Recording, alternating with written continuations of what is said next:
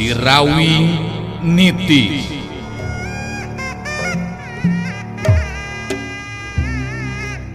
Sorot Panon Rasanti alias Munarsi, sakapeung galak gular giler, galak mataksieun anu borangan, sakapeung deui ciga anu melong kosong, arang ngiceup seperti jalma biasa. Kitu nate lantaran aya dina pangaruhna Nini Karimun Sakti.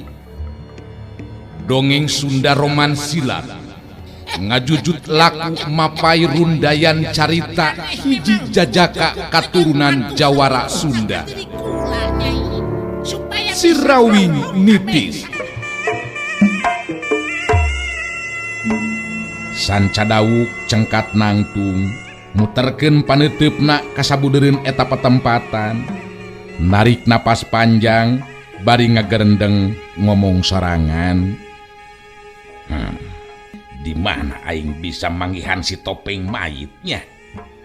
Sanajan bener arwah panasaran kibuyut ireng anu sumanding geus mere pituduh mangsa diri aing ngayakinkeun ilmu, tapi tetep nu ngaran si topeng mayit cenah boga ilmu anu luar biasa. Kadinya aing kudu guru ilmu. Ku cara kitu kakara bisa malaskan nyeri ka Sirawing. Sirawing Nitis digarap Kumang Inoy, naskah Yasana Yat-Er, teknik jeung editing garapan Nopan Cahya Lagawa, pangjejer gawe Muhammad Ismail Haufansa.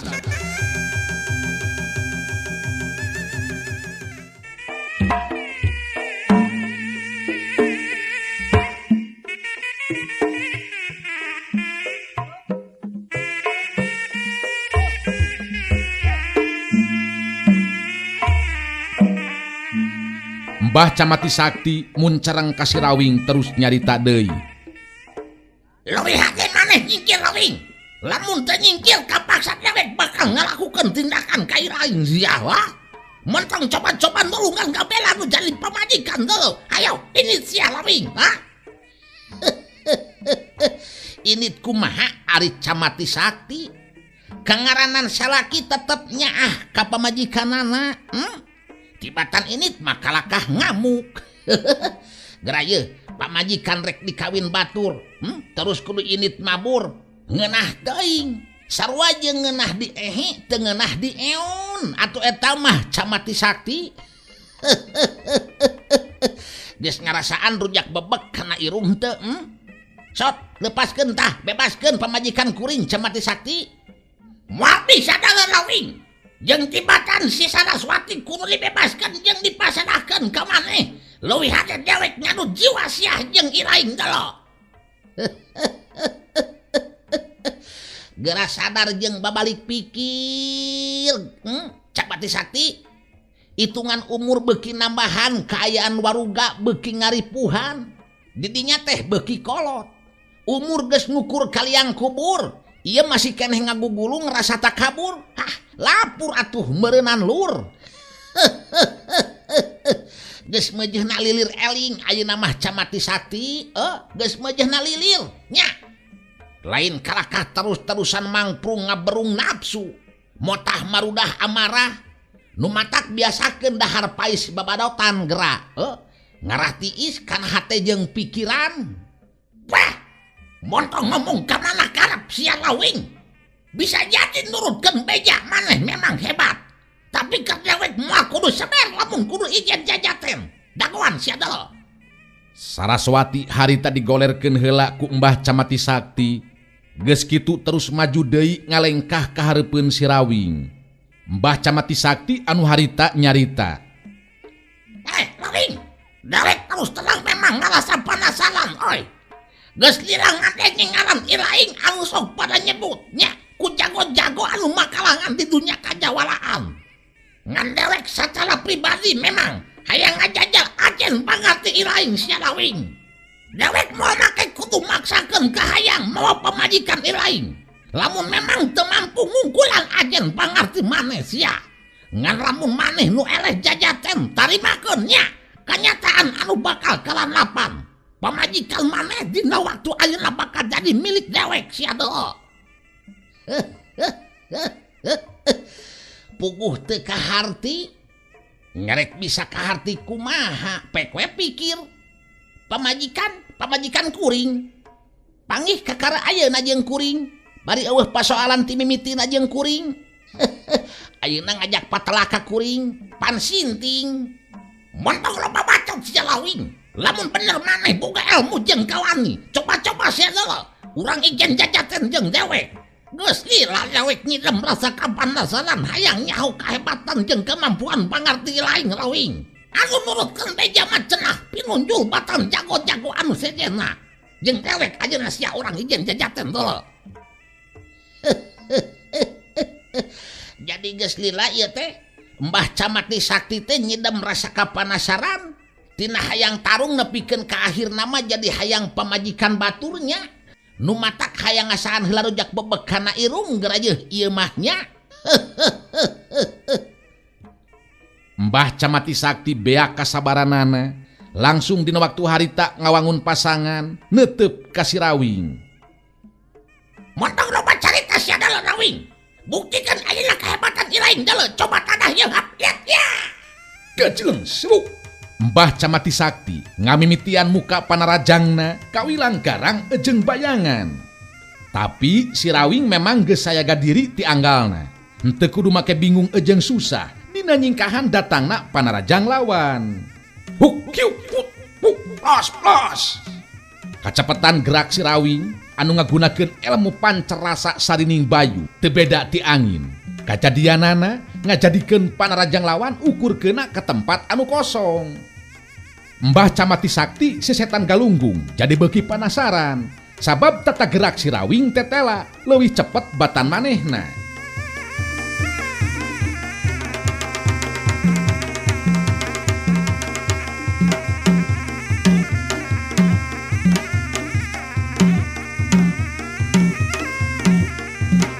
Mbah Camati Sakti maju deui narajang leuwih hebat batan tadi. Si Rawing ngabendung panarajang lawan ku sapasang leungeunna. Bantrokan kakuatan tanaga lapisan ngaliwatan leungeun masing-masing geus teu bisa dihalangan deui. Supuk kiuk dak keduk des jalideug. Mbah Camati Sakti ngadaligdeug mundur ka tukang kadorong ku kakuatan tanaga lawan. Kaget anu lain di kieu na Mbah Camati Sakti harita. Sabab tanaga lapisan si Rawing tetela leuwih kuat. Gancang Mbah Camati Sakti dina waktu harita mancuhkeun deui tangtunganana bari ngawangun deui pasangan ngupat si Rawing dina jero hatena. Paingan ceuk beja. Mun kitu mah lain beja kosong alu kaleng ku aing ngeunaan ieu si Rawing. Aing bener-bener teu nyangka umpama jelema anu ngaran si Rawing nilikana kaayaan jeung tangtungan mah eueuh pikaselabeun piraku aing kudu eleh jajaten onaman ngan ulah nganu kakuatan ieu mah ya Mbah Camati Sakti masih can ngaku kana kanyataan boga karep keukeuh hayang bisa ngarubuhkeun anu jadi lawan si Rawing neuteup ka Mbah Camati Sakti bari nyerenge seuri terus nyarita rek kumaha bisa kawin jeung Saraswati atuh lamun ngadaligdeug kitu mah geuningan kangaranan hayang pangantenan mah kudu bedas tanaga Camati Sakti lain hengker kitu ha moal kapake atuh ku Saraswati oge meureunnan hayang kuat mah ngadaharan heula huntu buaya gerasok hayang kuat jeung bedas tanaga mah ngadaharan huntu buaya setan sia montong loba lelewas sia Lawing dewek can rumah sia katitih pangarti eleh jajaten deuleu sia urang teruskeun deui lumakuna ieu tarung sia rek diteruskeun wae ieu tarung teh moal mopo ieu bah moal mopo nyari moal mopo mah pino deui we atuh jagas ya modal sia abdia Mbah Camati Sakti salaku jago kolot anu geus weureus seubeuh ku pangalaman jadi leuwih ati-ati dina narajangna sanggeusna nyaho kamampuhan anu jadi lawan but-betna leungeun jeung suku Mbah Camati Sakti anu ngarah kana anggota badan lawan lain bae gerakanana anu cepet tapi ngandung kekuatan tanaga lapisan anu teu bisa dianggap enteng Kangaranan panarajang kena kana sasaran mah bisa ngarebekeun tulang-tulang dina anggota badan anu jadi lawan. Tapi ilmu anu kacangking ku Sirawing, ilmu Eyang Nur Alam, lain baik lebih cepat gerakanana, tapi sapasang leungeun Sirawing anu kenca jeung katuhu nebarkeun angin samberan anu beda. Dina leungeun katuhu nebarkeun hawa panas, leungeun kenca nebarkeun hawa tiis ngajadikeun Mbah Camati Sakti leuwih nambahan kakagetna. Tacongan suku Sirawing jeung gedoran peurepna anu katuhu kapaksa kudu ditarimakeun ku Mbah Camati Sakti. Cedak dak des. Wala Bangkieung. Mbah Camati Sakti ngabangkieung mundur ka tukang bari jeung semengir nahan ka nyeri.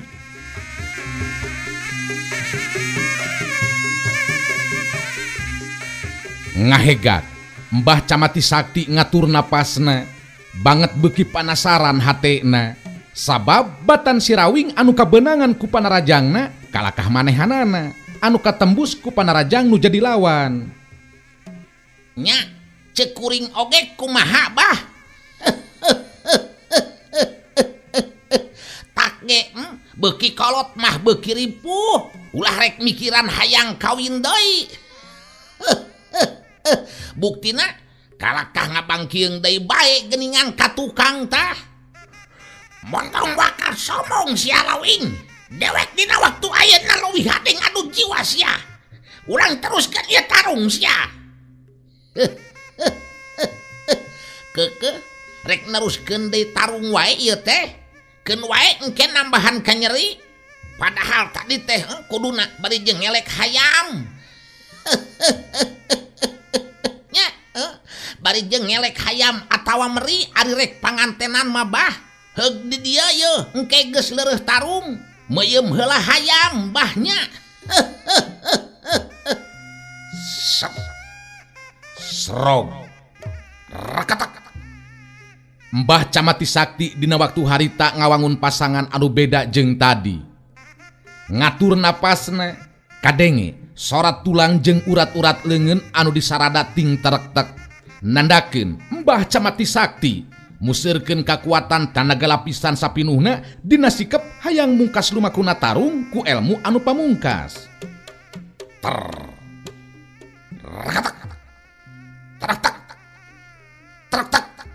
Sapasang leungeun Mbah Camati Sakti ngageleter. Mbah Camati Sakti memang panasaran harita ngagunakeun elmu pamungkasna lantaran hayang gera mungkas lumakuna eta tarung. Sirawing beuki ngarti kana karep jeung kahayang anu jadi lawan. Jelas, karep jeung kahayang anu jadi lawan kudu dilayanan lamun henteu hayang dirina anu cilaka.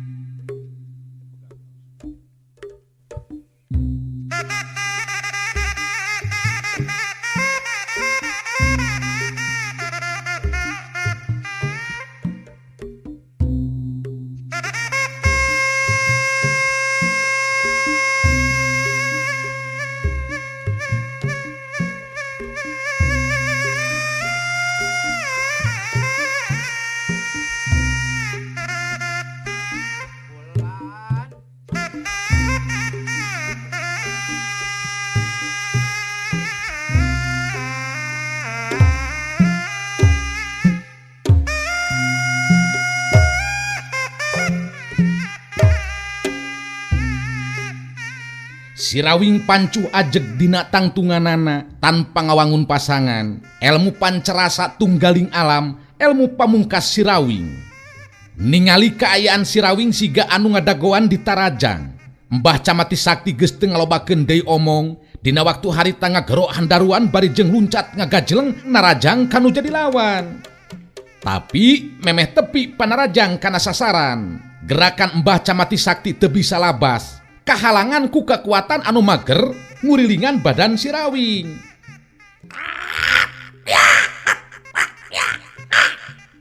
Mbah Camati Sakti naker tanaga lapisanana hayang nembus kekuatan anu teu katingali anu mager tangtungan badan Sirawing. Ngageter sakujur badan Mbah Camati Sakti kesa ngaragajag dina sakujur badana.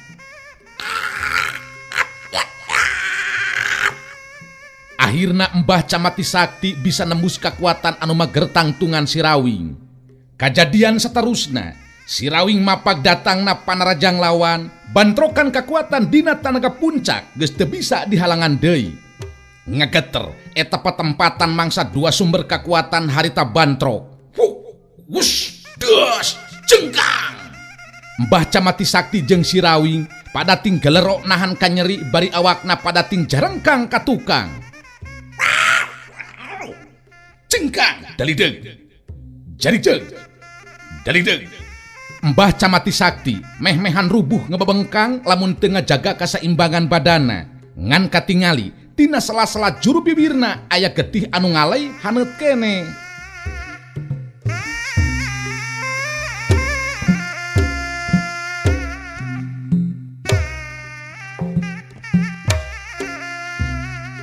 Dua nana pada mancukeun deui tangtungan anak masing-masing. Ngan karasa ku Mbah Camati Sakti, tuurna dua nana nyorocod geus moal bisa neruskeun deui lumakuna eta tarung. Mbah Camati Sakti nyusutan getih tina sela-sela juru bibirna. Saterusna neuteup ka si Rawing bari nyarita. Andika, memang hebat Rawing. Kula ngaku sajalah jujur. Kula kudu ngaku karena kepunculan Andika. Tapi ingatkan, di mana tepung serta ijen jajaten ngelawan si Topeng Mayit, Andika jelas mau mampu Rawing. Seperti anu kungsi kalalapan ku diri kula. Si Rawing kadenge nyarita ditujukeun ka Mbah Camati Sakti. Keun, soal si Topeng Mayit mah bah. Bet panggihna oge jeung kuring acan. Ayeuna rek kumaha tuh yeuh jadi nanya? Kumaha yeuh? Rek jadi moal ngawin pamajikan kuring teh? Hampura Rawing. Kula rumah sakal titih bangarti. Ayeuna kula rek init ninggalkeun patempatan. Ngan ingatkeun, isuk pagi toparti bakal ijen jajaten jeung si Topeng Mayit.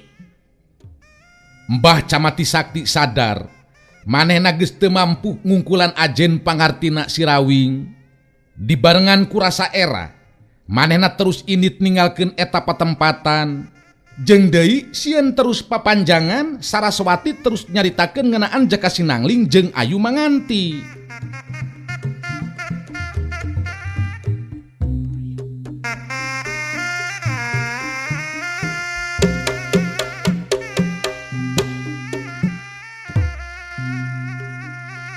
Geus karuhan kitu masih Rawing terus nyamperkeun ka Saraswati anu ngagoler dina luhur jukut garing. Saraswati dibebaskeun tina pangaruh panglumpuhan, terus ngorejat hudang bari nyarita. Kang Rawing, kunaon si Mbah Camati Sakti kalakah diantepkeun init nyaleos Kang? Padahal manehna jalma jahat, lain ukur mawa diri abdi, tapi Kang. Inget ka Jaka Sinangling anu jadi anakna, ngalaket teh hate Saraswati dina waktu harita. Kabayang deui kajadian Aji Sutra nyabetkeun bedog seukeutna kana beuheungna Jaka Sinangling. Ke lanem, tenangkeun heula hate jeung pikiran Saraswati, nya. Saraswati bisa jadi ayeuna keur sedih, ambek, bingung, jeung pajejet nya pagaliwota. Ngan akang minta supaya nyari tanah ulah dibarengkeun jeung cerik. Sabab bareng jeung cerik mah jadi henteu puguh kadengena ku akang oge. Kang Rawing, anak urang Jaka Sinangling Kang geus teu aya di kieu na dibinasa Kang Rawing. Bari jeung cerik mepeuskeun rasa kasedihna, Saraswati nyaritakeun ngeunaan kajadian anu tumiba ka Jaka Sinangling. Si Rawing ngadengekeun guaran anu jadi pamajikanana. Ngan anu jadi aneh keur Saraswati bangun anu henteu kaget, tetep tenang be sigana teh. Saraswati bari jeung nginghak mungkas guaran caritaanana. Tah, kitu kejadian anu karanapan ku anak urang teh Kang. Tadi si Camati Sakti kudu nama kasihna init Kang. Nya apa nang? Kakaranya oge ayeuna ieu sanggeusna dibejakeun ku Saraswati. Keun we lah henteu kudu handeueul nya da engke oge panggih deui. Tapi kunaon Kang Rawing mah? Dibejaan anu jadi anak menang musibat. Nepikeun ka hanteuna teh kalah tenang kitu geuningan Kang. Jadi akang kudu milu ceurik. Tah lebah dia yo. Saraswati kudu ngarti nya. Lamun akang milu ceurik, milu sedih nya. Rek saha anu bisa ngupahan, rek saha anu bisa ngabeberah. Terus terang, akang oge kaget ye menang beja ngeunaan anu jadi anak saperti kitu. Ngan lebah dia akang sadar anu geus kajadian moal bisa dibalikan deui. Najan urang ceurik cimata getih moal bisa dibalikan deui nya. Da geus kitu kuduna meureunnan lalakonna. Keur abdi mah henteu bisa kitu wae Kang Rawi. Sabab abdi nyaksian lian ti eta anak urang teu boga dosa naon-naon. Abdi aneh, abdi teu ngarti nah kalakah kajahatan anu meunang geuningan Kang Rawi. Cek urang eta teh Raswati. Cek do boga mah cantang tu kitu. Cantang tu kitu kumaha ari Kang Rawing? Bieu pade jelaskeun ku abdi ngeunaan kaayaan Jaka Sinangling Kang. Raswati, pancek akang oge hirup mah keuna kumaot. Bet engke oge dina waktuna urang bakal sarua ngaranapan saperti halna anak urang nya. Nu ngabedakeun teh tempat jeung kaayaan wungkul. Eta cenah papastena ku cara kitu. Ari dikeresakeun ku nu boga ieu dunya jeung urang sarerea. Carana kudu kitu rek bisa kumaha? Cik pikir we ku Saraswati. Nu mata kang ngaranan geus kajadian, taya deui iwal ti urang kudu tumarima. Nu mata ti memehna oge tadi pan akang geus nyarita nya. Tenangkeun heula hate jeung pikiran. Tapi abdi nyeri hate Kang. Anak urang teu beda ti sato hewan. Urang teu bisa nulungan. Nyeri Kang. Atuh ari lebah dinya namah akang oge sarua Raswati. Da eueuh bedana Raswati salaku indung, akang salaku bapa. Nurutkeun kana kasedih mah hayang ceurik 7 poe 7 peuting. Dengan pikir deui be mun urang ceurik terus-terusan rek bisa ngahirupan deui anu geus eueuh. Nu matak cek akang mah ayeuna mending keneh mikiran ayu manganti nya minantu urang. Memeh ngaranapan nasib anu sarua saperti halna Jaka Sinangling. Saraswati jadi kahudang ingetanana. Ayu manganti ditinggalkeun di imah kosong. Malah Aji Sutra bakal datang deui ke tempat eta geusan ngalaksanakeun maksud kotorna. Saraswati ngorejat hudang, neuteup kanu jadi salakina terus nyarita.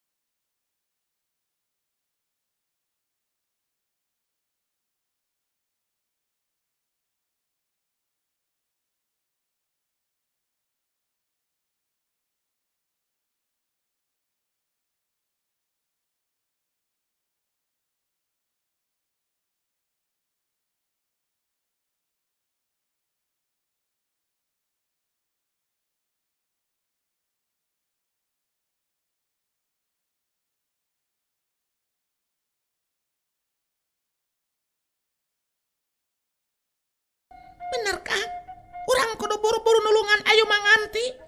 Si Aji Sutra ulah dibere deui ampun Kang. Eta jalma anu ngaran si Aji Sutra boga maksud kotor ka ayu manganti. Urang kudu buru-buru Kang. Ayo Kang Rawing, ayo.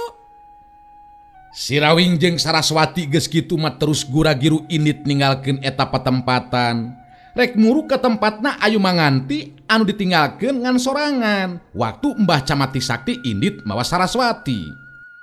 Waktu sadar tina kapiuhanana, jadi kaget ku kalakuan Aji Sutra. Sabab lain ngarungrum dirina tapi kalakah ngarungrum ngagulang gaper palupu. Bari jeung biwir dina waktu harita ngacaprak tepugu, napasna rerengos. Ayu manganti ngabandungan eta kajadian, bener-bener matak teu kaharti ku pikirna. Cek akang oge, akhirna melaksana kasorang kahayang akang Ayu. Dina poe ieu mah urang panggih jeung kabagjaan kumaha Ayu. Nya cek akang oge, da moal bohong akang mah rek mere kasugemaan jeung kanikmatan. Tindakan Aji Sutra bener-bener teu beda ti anu teu eling. Ayu manganti nyobaan ngagerakeun anggota badana, sabab ningali anu dilakukeun ku Aji Sutra henteu jauh ti gigireunana. Jelas harita mangrupa kasempetan anu hade pikeun ninggalkeun eta patempatan. Tapi Ayu manganti ngarahuh jero hatena, sabab masih keneh tetep dina pangaruh panglumpuhan. Aji Sutra beuki motah, awakna anu nangkuban katingali lebah tonggongna kesangan. Suka, bener-bener suka mah teh akang Ayu manganti. Henteu panasaran geus kasorang kieu mah. Bagja akang Ayu. Aji Sutra saterusna ngalempreh siga anu beakeun tanaga. Ningali kaayaan Aji Sutra anu ngalempreh cicing saperti kitu, mangrupa kesempatan anu hade pikeun ngaloloskeun diri. Ayu manganti jadi sasambat kasalakina, tumali ejeng kaayaan dirina anu tetep henteu bisa ngalepaskeun diri tina panglumpuhan. Kang Ahli, tulungan abdi Kang. Ayeuna padahal kesempatan anu hadapikeun diri abdi ngalepaskeun diri ti jalma saperti si Aji Sutra. Abdi tulungan Kang.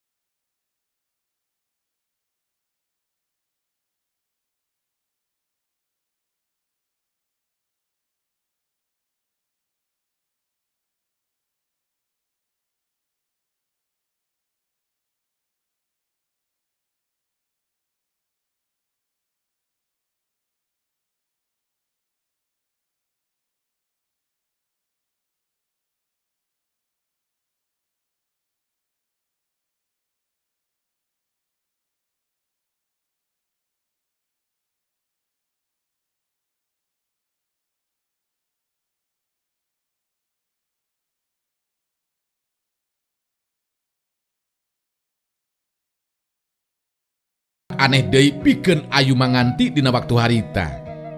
Sanggeusna nyambat jaka sinangling anu jadi salakina, karasa aya geteran anu aneh kana sakujur badana, tebakan angin anu ngandung hawa hane. Kajadian saterusna Ayu manganti bisa ngagerakeun anggota badana lepas tidak pangaruh panglumpuhan. Ayu manganti gancang ngoneal hudang bari dina kaayaan masih keneh ngemu kakaget. Ngareret kalebah Aji Sutra anu nangkuban ngalempreh cicing. Ayu manganti inget kana kekejeman Aji Sutra anu geus tega binasa ka salakina. Ayu manganti ngagarendeng ngomong sorangan. Hutang pati bayar pati, hutang nyawa bayar nyawa. Ayeuna waktuna diri aing malas pati ka si Aji Sutra. Maneh oge geus tega binasa ka salaki aing. Naon salahna lamun ayeuna Aji Sutra maneh dibinasa ku dari aing sia. Inget kana nasib anu tumiba karanapan kanu jadi salakina. Ayu manganti jadi boga karep hayang ngabinasakeun Aji Sutra.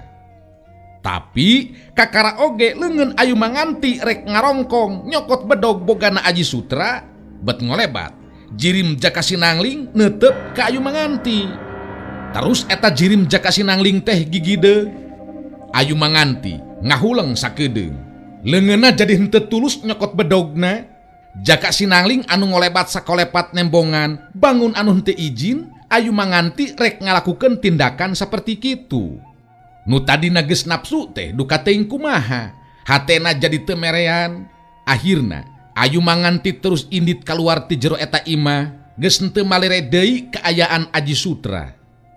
Ayu manganti sanggeusna aya di luar, jadi henteu puguh rek ka mana lumaku. Anu jelas pikiran nanangan hiji hayang nyusul Saraswati anu dibawa ku Mbah Camati Sakti. Ayu manganti sanggeusna rada jauh ninggalkeun eta petempatan, ngahulang heula sakedeung siga anu keur mikir, kadenge ayu manganti ngegerendeng ngomong sorangan. Jadi bingung oge ieu teh. Kamana nyusul Ibu Saraswati nya? Kamana dibabana ku Mbah Camati Sakti? Kudu ka arah mana aing lumampah lamun geus kieu ya? Sabab teh anu nyaho secara pasti kamana dibabana Ibu Saraswati. Nu jelas mah cenarek dibawa ke tempat pademukanana. Teu sangka nasib diri kadar awak bet ngaranapan kejadian anu saperti kieu ya. Ayu manganti narik napas panjang sababaraha kali. Sanggeusna tadi ngolebat nembongan jirim Jaka Sinangling anu jadi salakina. Duka teuing kumaha? Ayu manganti bet aya pikiran miharep bisa tepung deui jeung anu jadi salakina. Tapi ras inget kana nasib anu karandapan, da puguh kasaksian, kabandungan, ngeleket teh jeung sedih hate ayu manganti dina waktu harita. Ayeuna mah ngadu milik we hayang nyaho. Rek nuturkeun keretegna hate. Sugan be kasusut lengkah Mbah Camati Sakti anu geus mawa Ibu Saraswati teh. Geus kitu mah ayu manganti dina waktu harita ngalengkahkeun deui sukuna, nurutkeun kana kareteg hatena, da puguh teu nyaho sacara pasti kamana tadi Mbah Camati Sakti inditna mawa Saraswati.